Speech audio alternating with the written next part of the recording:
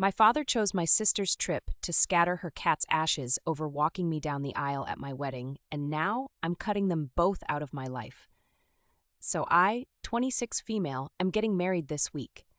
There are just 5 days to go until the wedding, and I'm already caught up in so much drama thanks to my sister and my dad, so that's great.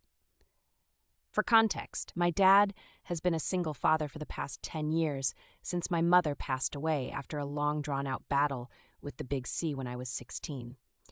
It was incredibly difficult for us, but more so for me, because back then, and I realized that now, nobody was in my corner, and my sister would get to lord over me all she wanted to.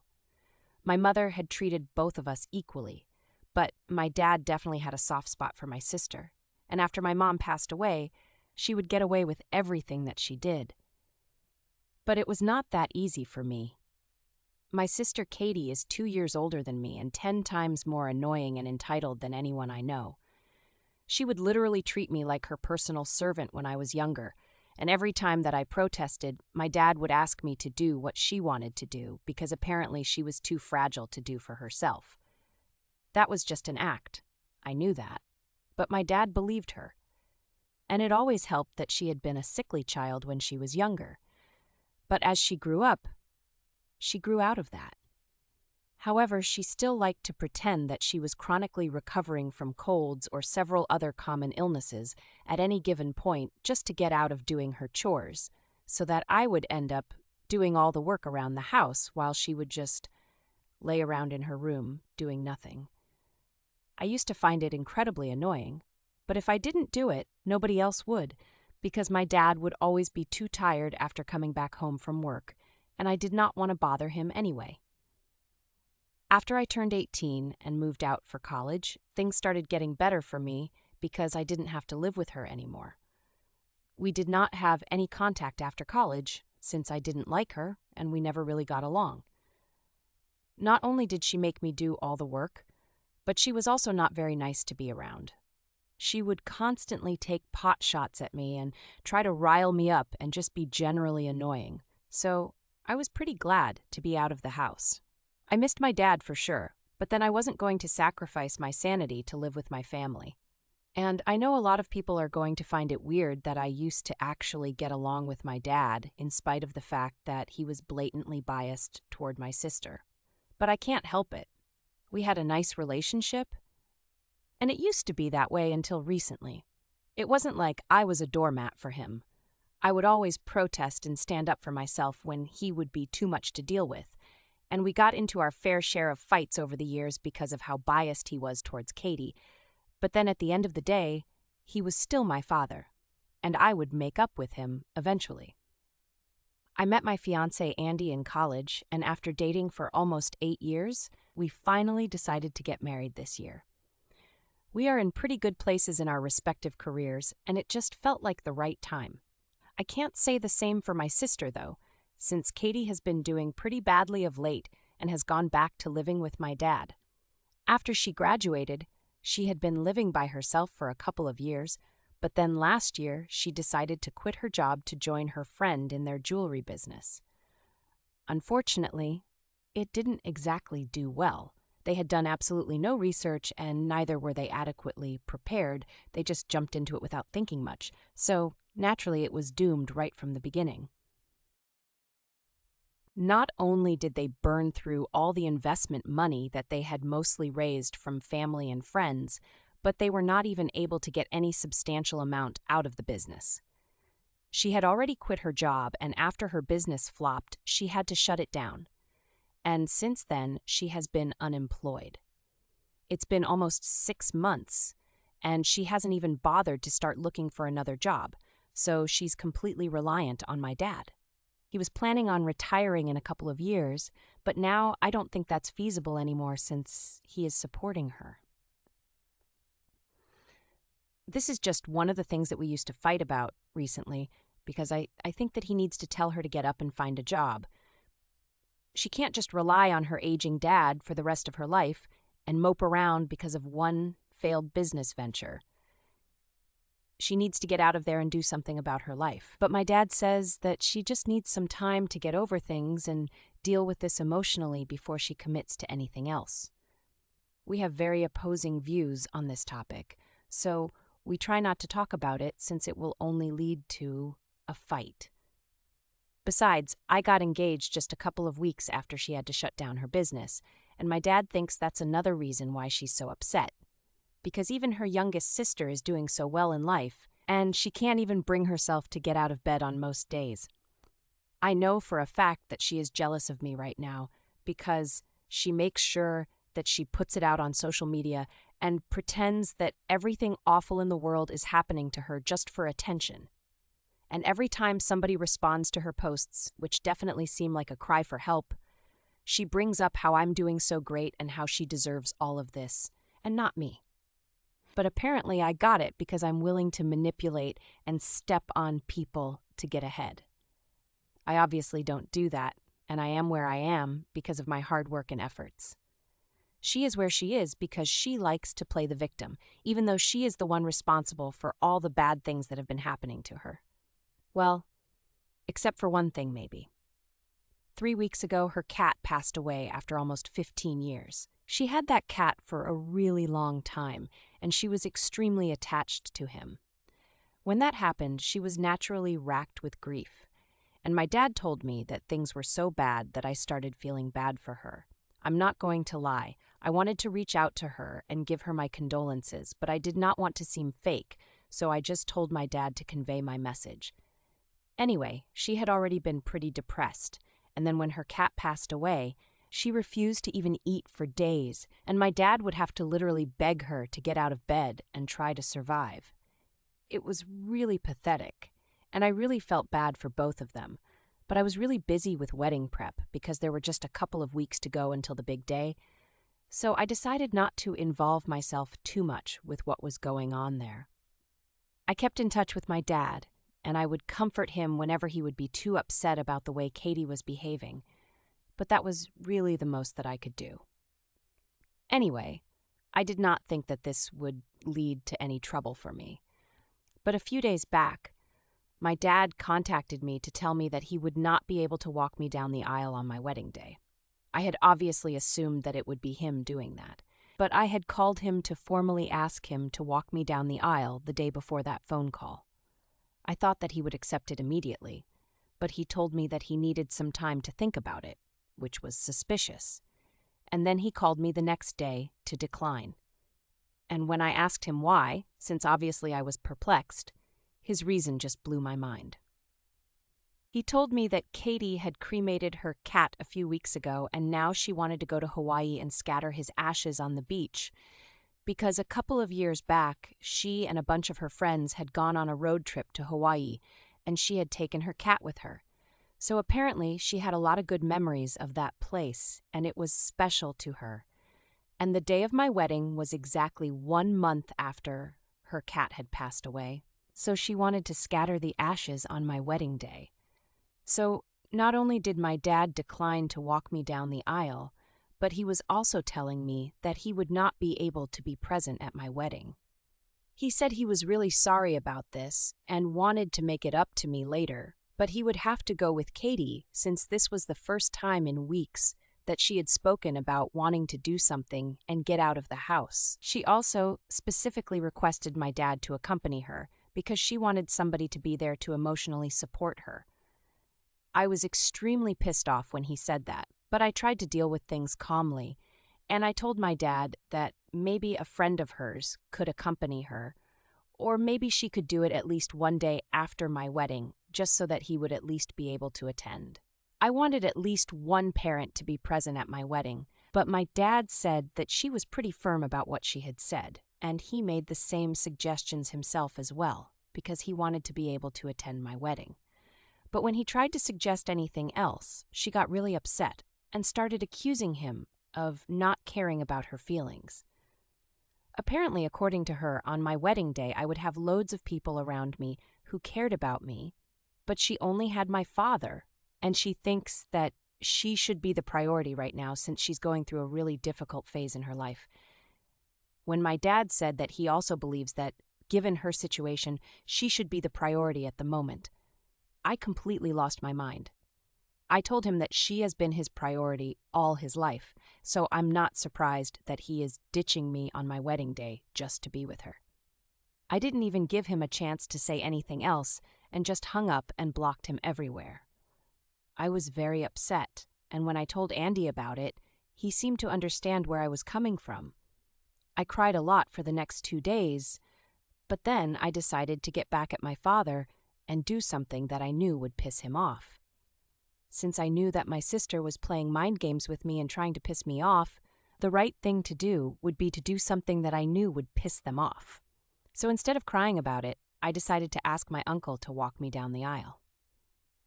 My uncle is my dad's twin brother, and they absolutely hate each other. I've known that ever since I was a kid, and I've seen firsthand how nasty they can get when they're around each other. Whenever they would meet each other at family events and stuff, they would constantly try to one-up each other, and it would make it awkward for everybody else around them. My grandparents tried really hard to get them to stop, but they just hated each other so much that it was very difficult to control them. Eventually, they grew out of it, and after my mom passed away, my dad stopped attending any event where he knew that my uncle would be present. I personally did not have anything against my uncle, and I could honestly sympathize with him because I knew what it felt like to have a sibling who you hated. But we did not have a particularly close relationship either. Anyway, after that conversation with my dad, I was so pissed off that I decided to go out of my way to contact my uncle and ask him to walk me down the aisle. He was pretty surprised when I did that and said that he didn't know what to say because he didn't think that we were close enough for that. But I told him that this was to make my dad upset because of what he had done. After that, I didn't need any more convincing. He was pretty much on board as soon as he heard that this was going to piss my dad off. My uncle actually started laughing when I asked him if he wanted to be a part of this. Even though they were in their 50s, he told me that he would still never pass up an opportunity to embarrass his brother. Amen to that. Anyway, we agreed that we were going to make a post about it, and that would definitely reach my father. So that very evening, I posted about how I was so grateful to my uncle for agreeing to walk me down the aisle, and within hours, I received a phone call from my father. I had unblocked him for that purpose, and as soon as he reached out to me, he told me that he was very upset that I had even considered talking to my uncle and was replacing him with that guy of all people. He told me that he would convince Katie to delay the scattering of the ashes, but now all I had to do was agree to let him walk me down the aisle, because it would be very embarrassing and insulting for him to have my uncle walk me down when he was still well and alive. I told him that he had a chance, and he blew it over Katie, and now I was giving him a taste of his own medicine.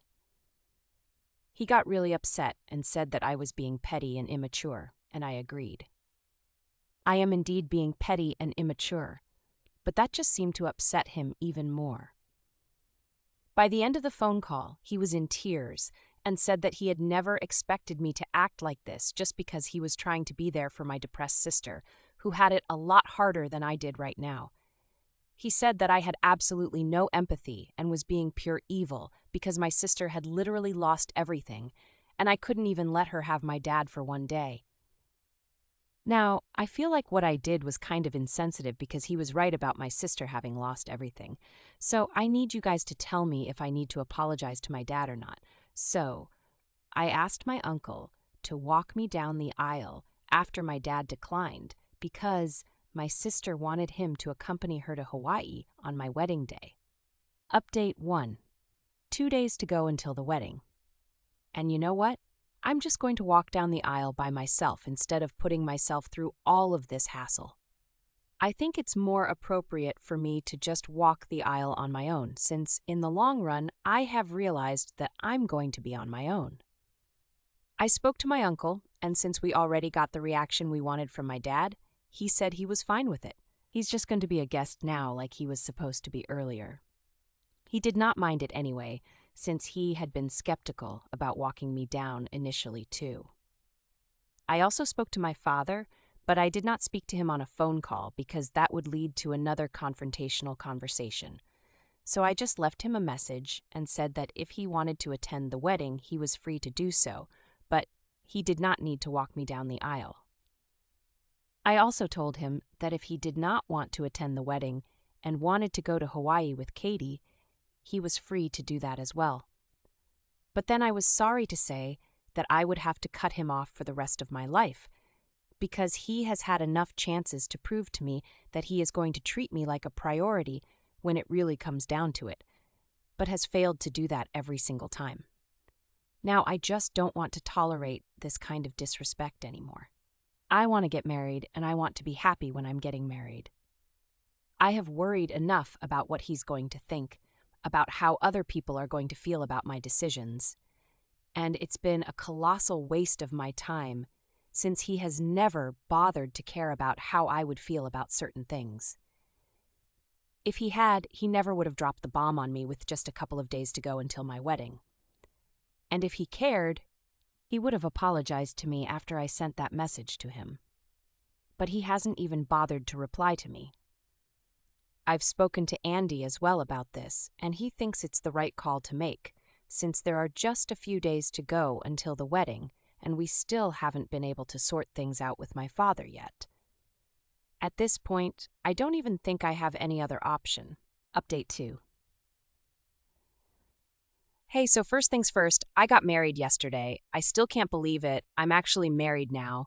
And along with the engagement ring on my finger, I also have the wedding band. It's real, and I'm so happy right now. So I hate to have to think about my dad and my sister, but I owe you guys an update, and a detailed one at that, since I kind of just ranted and left in the last one. Unfortunately, or maybe fortunately, my father did not attend the wedding.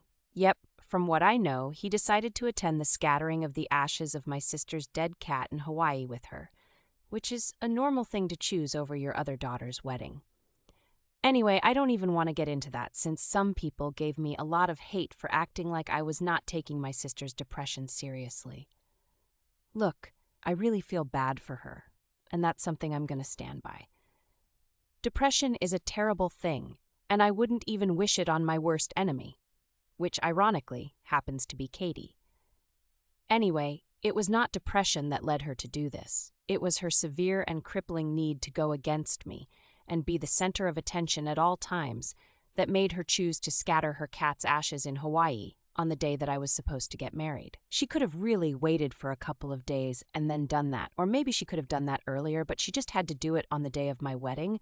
I think it's not a coincidence, and she has always had something against me, so I refuse to believe that this is just her being depressed and acting out of it. Either way, depression is just an explanation, but it's not an excuse. So, yeah. I'm not making fun of her, but I also refuse to let her off easy just because she's struggling. And coming to my dad, that's just another story altogether. I don't even know what to say about him, except that he has let me down for the 10th time, and this time I'm not going to forgive him. It's going to be difficult going through life without any parents at all in my corner, but let's be real, he has never been in my corner anyway.